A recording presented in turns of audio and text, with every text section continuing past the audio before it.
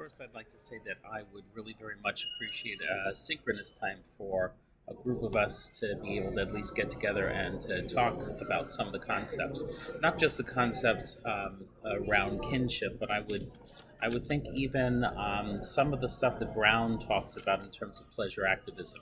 I think that there is a synergy actually between the pleasure activism stuff and um, the place in which those of us who identify as part of the queer community actually find what it means to be part of God's beloved community.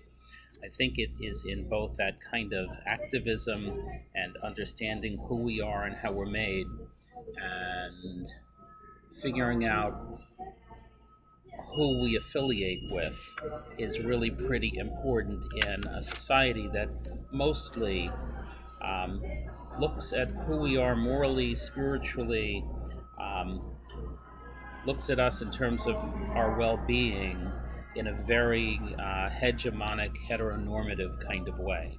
So I would say this right from the beginning. I like the way that James McKellen, the actor, talked about his career. He says that what people like best is honesty.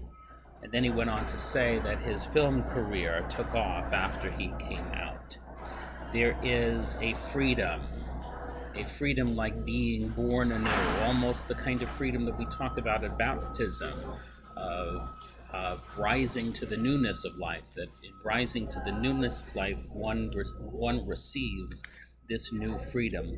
I think about what that means in terms of our families, how we create values in our homes, and the way that we teach without saying anything necessarily about our expectations of the children that we raised. And frankly, I'll say this pretty clearly as a member of the LGBTQ community, that when you're not raised in an affirming home, when you're not raised gay, you have to find your own people. It's really bothered me the last couple of weeks as I thought about it, and then this last week, thinking about the assignment itself as I was reading some pretty difficult stuff. That our rituals, even in some of the most progressive denominations around death and dying and funeral behavior, doesn't always honor the kinship spirits of those who affiliate as part of the LGBTQ plus community, and often the language around what it means to be in family is language that's not only often heteronormative, but language that doesn't honor either the deceased or those who are there to mourn. I think it's something that we have to seriously think about, and I think that we even make some of these mistakes in, like I said, the most progressive denominations. So in terms of being progressive around LGBTQ plus issues, I will say that the two funerals that I attended that were officiated by even clergy that are ordained by Metropolitan Community Church slipped into language that didn't always honor the community that it was there to talk about.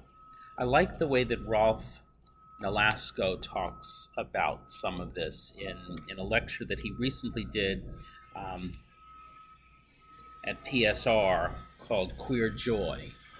He says that we have to be able to be strong enough in who we are and who we choose to be in relationship with, and what that chosen kinship looks like and what our chosen family looks like.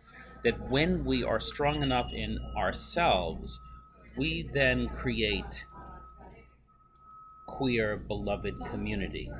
And queer beloved community means that we must be able to know that we can be cradled in God's desire and love, and that when we're cradled in God's desire and love, that there is an outflourishing and an outflow that awakens in us that newness of life when we come out of the baptismal waters, and the sanctity of life at the end of life, and in those moments of grief as we're actually meeting and talking with people who are grieving, who are part of the LGBT community, where family doesn't mean this is who I was born into, but family is who I choose to affiliate with. It becomes situational. It's how we manage our growth. It's how we continue to become. And there's a difference. There's a difference when you choose your family and you stand firm in who you are. And there's just an overflowing of love when the people who are helping others grieve at an end of life celebration, that in understanding that can move from sadness to a kind of happiness, a distraction that honors what it means to move from the biological to what I'm going to call the heart, to the place where we get to be as lavender as we want to be. Again, I would really love to be part of a conversation. Blessings. I am doing this.